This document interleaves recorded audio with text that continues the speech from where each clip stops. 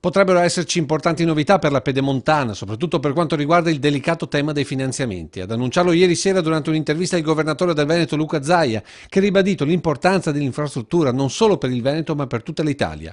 Un cantiere aperto che va completato, ha ribadito il governatore, come ha già fatto al Focus col nostro direttore Luigi Bacialli.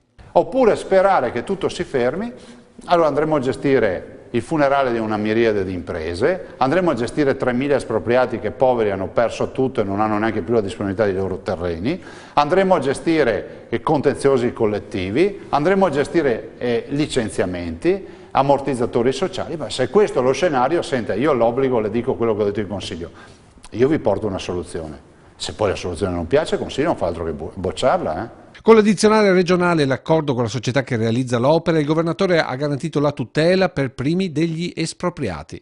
Gli espropriati valgono circa 340 milioni di euro, cioè sono 340 milioni di euro che entrano nei conti correnti di tutte queste persone che hanno subito questo sacrificio.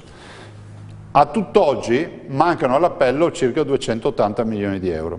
Quindi questo è uno dei motivi per i quali, secondo noi, secondo la proposta che noi abbiamo presentato, è necessario chiudere la partita della Pedemontana, perché già c'è l'occupazione dell'area, già sono fatte le grandi opere, i viadotti, le gallerie, eccetera, gli espropriati vanno pagati. Chiaro secondo il governatore che la soluzione è il completamento, che grazie alla soluzione individuata porterà la Regione ad avere un'opera su cui guadagneranno i veneti, con i pedaggi, ma soprattutto con tempi di realizzazione certi.